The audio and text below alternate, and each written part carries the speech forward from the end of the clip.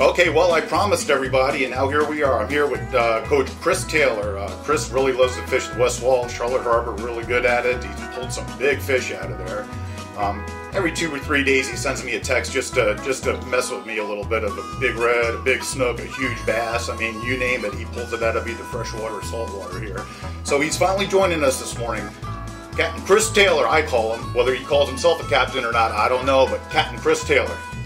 How you doing, folks? I'm just going to bring you a little fishing report here in Southwest Florida, as we call it, babysitting paradise. Well, let's get to the bass fishing report first, since, well, we got a little report from Northport, Florida, down a little wall we like to call 9 Mile. Put in down there at Northport, got a nice ramp, got nice folks down there. You can get you some gas, food, stuff before you take off. Excellent fishing. Now, is this the same 9 Mile when I was growing up out here? I used to wake up hungover the next morning after partying. Oh, it's 9 Mile like that, but it's a different kind of 9 Mile, Frank. Now it's a fishing 9 Mile. It doesn't smell like gas and tires, okay? and old stale beer. Gas, tires, grass, you name it. You name it. It was all. Just don't get run over by the racetrack. You gotta watch that. So yep. Let's hear that fishing report from out there. Well, I tell you right now, if you're slinging a Cinco out there right now, you're liable to bring home a 5-pounder. I saw the pictures. Little wacky rig, throwing it by the banks, easy working. Bucket of shiners won't hurt you right now. You can go over into Northport. There's a nice little tackle shop down there. Oh, Northport, yeah. As a matter of fact, it really depends. Everybody's into the shiners, everybody's into some of the live baits. I personally love to play with lures. I'm cheap, so I don't like to buy bait all the time. So if I can't cast a net over and drag it in, and for that, I'm just gonna, use a lure. But actually, Chris taught me that when I first started fishing with Chris. I thought he was crazy. He'd run around with a cast net and collect bait and stuff like that. Then we do a little fishing, and then I learned really quick that if you want to catch fish, you really have to use what they're biting. So he turned me on to that. But sorry to cut you off, bud. Go ahead. No problem. They always say match the hatch if you want to catch what's out there. And lures do that better than anything there is right now. I mean, there's so many great baits out there that you can buy to match the hatch. You can change it up in a heartbeat. There's also crankbaiting. A lot of the good hard bait crankbaiting out there right now. And swim baits also are very effective. Numbers of bass, probably 20, 30 bass caught in a day easily. Sweet. So, but let's get back to the saltwater report. Come on now, that's where everybody wants to talk about. Let me grab the chart here. Now, Chris, I know he likes to play the West Wall, so he's going to tell us all about the West Wall, Charlotte Harbor, the West Wall, and I'm going to let him tell you because I don't get out there as much. Well, let's just start with the West Wall. I mean, it's a great wall. It's probably maybe 6-7 miles long down there that you've got multiple spots to cover. Well, it starts the north end. If you look at the chart, if you look at where Cattle Dock is at the end of Cattle Creek Road, that's the north end. Now, I know Chris has a pretty sweet area that he sneaks in there on his boat when it gets pretty thin out there.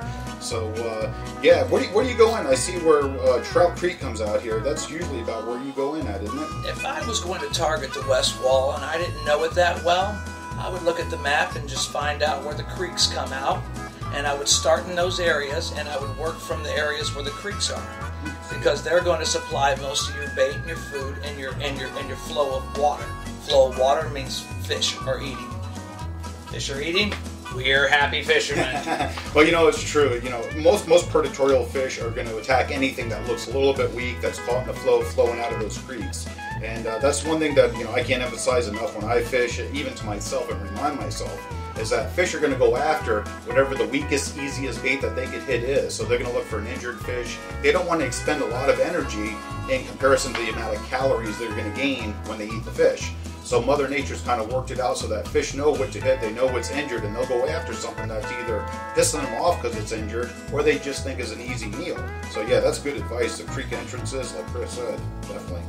Well, definitely, you got a lot of suspending jerk baits now that are out there on the market that do that injured fish look.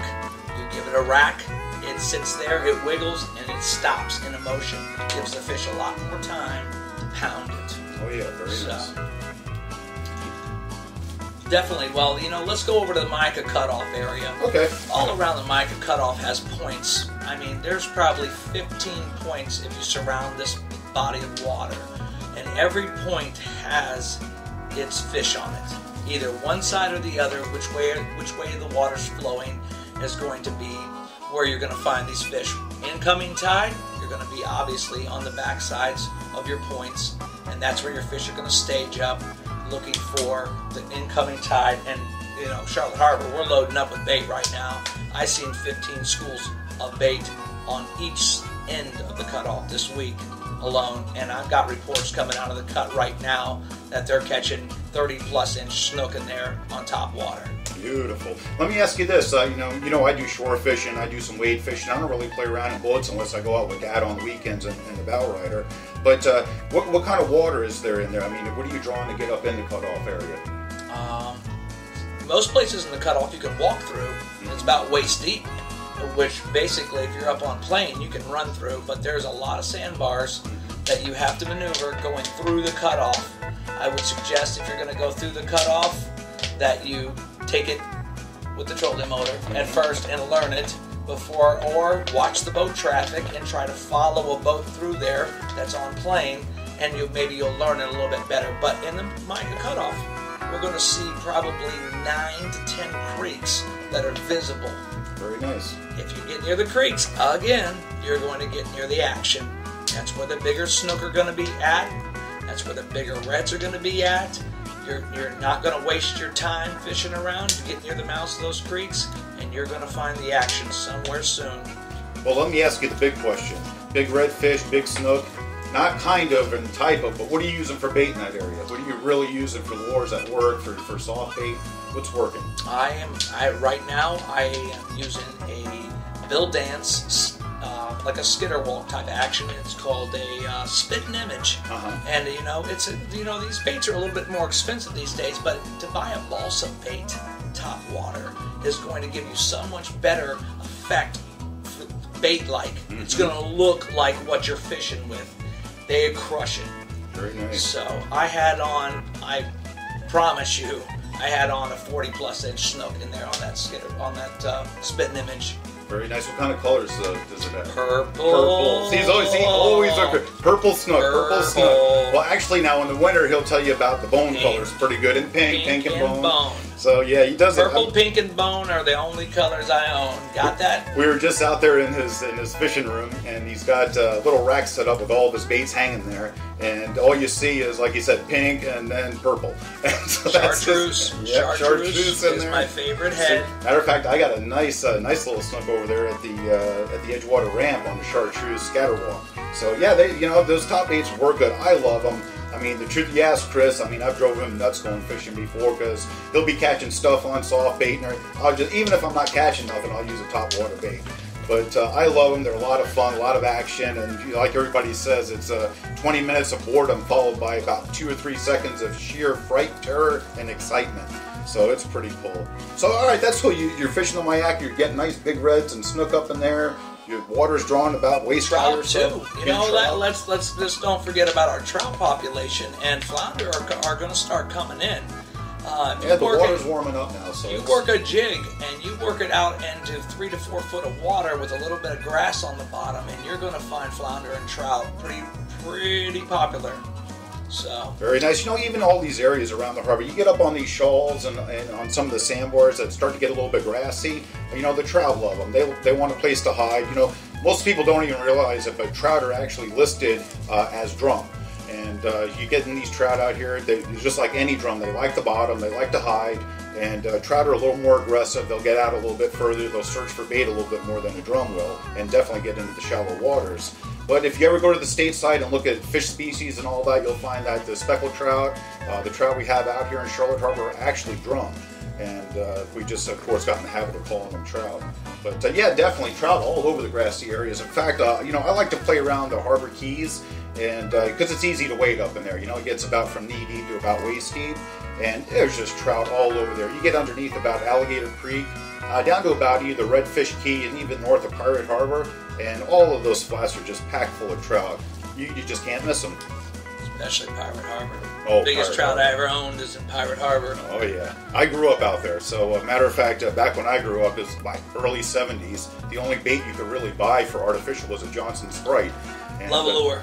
Yep, yeah, it was just Love a lure. Yeah. I used to come out to Pirate Harbor and fish at Love a Lure with my pops. We'd walk out. We didn't have no boats. We'd walk out of Pirate Harbor, and we'd walk out. There was a creek that was right there, right before Burns Store.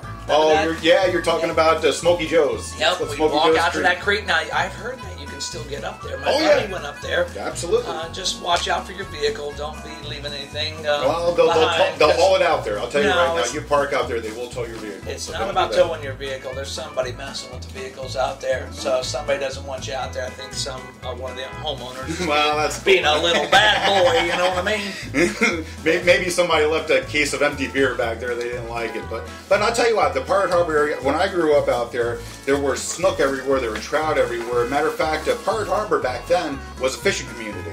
I mean, there were no big, expensive $1 million homes. There was the Goff family lived there, the Barleys lived there, old Bert Dodd, he was a shrimp fisherman, lived there. So, you didn't just see these $1 million homes. They were working people that eventually, honestly, the commercial fishermen kind of got smacked out of business here pretty nasty by the state and took the rap for a lot of stuff that really wasn't their fault. But so back then, that was really, Pirate Harbor was a fishing community. And like Chris said, boy, I remember pulling a Johnson Sprite down from our canal and right out to Pirate Harbor. I think they called it the Ice House out there. The old ice house where they had a flat out there where they used to bring a barge out and load that thing up just for the fishermen. Oh yeah, well it was nice. Now when I was growing up, there were a lot more pilings since the hurricane. Most of it got washed out, but there were pilings, and we actually went out there as kids and built a little platform so that we could sit up there and fish. And so it was pretty cool, and I caught a huge trout, just that little area on the grassy flats between the exit of Pirate Harbor and the Ice House. But that was always very nice. That whole cove in there was just beautiful. Caught a lot of fish out there. I think they called that back then Key Point, so it was pretty nice. It was a pretty cool area to fish in. Two Pines. Yep. Two Pines is the actual, if you hear about Two Pines, basically what you're looking for is as you come out of Boca Grande Pass and you run straight down the side of the island of Pine Island, you're going to run right into Two Pines if you hang along that shore. So that's where, and there's a little break in the sandbar right there where you'll see a lot of boats entering in and out through that area. And what else enters through that area? Schools of fish. Lots of them. Big fish, big sharks, big everything over in that corner. This area of the harbor is probably going to be the most productive in these next 2 months because the tarpon are going to be coming through the pass. And they're going to be coming down, and they'll come into the big holes in the harbor. But mostly they're going to be coming through that pass, and they're going to be working from the pass to Burns Store in this time right now, early months of April, and starting May. Get down here and book some tarpon charters, folks, because you ain't never caught a fish that'll make your heart pump like a tarpon. Oh, it'll give you a workout. I'll tell you what, if you've got a bad back, you better wear your back brace because you will work for that fish. And as a matter of fact, if you remember back in the early 40s and 50s, the vagabonds, that was old Edison and Ford and a bunch of very rich people in the country used to come down to Charlotte Harbor and also, of course, the Caloosahatchee to do their tarpon fishing.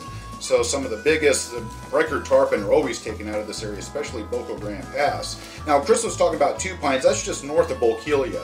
So if you're around Matlacha, Bolquelia, and you head up the coast on the right side, you're going to come right into that little inlet where Two Pines is. And he's right. That is a sweet area. Now, just a thought, there is a boat ramp on South Burns Store Road as you're entering into Pine Island, just before the right turn onto Pine Island. Yeah, the Matlacha boat ramp. They'll get you there close. It's all idle speed through there, so you're going to putt a little bit, but you're going to be real close to good fishing, so you're not going to have to get up on plane and burn, $50 worth of gas to go catch some fish from that area. Mm-hmm. It's all right there. If you stay to the right-hand side, you've got a great, Blackburn? Is that what this is? Blackburn Point down there. So you got all those little islands. You can troll them over right behind there, flip your lures back in there, and come out with trophy after trophy if you know how to handle them back in the mangroves. Yep, absolutely. Yeah, like I said, I grew up on that area, so most of the time, like Chris was saying, we didn't have boats. I couldn't go out and buy a boat. I didn't have rich parents that bought me a boat.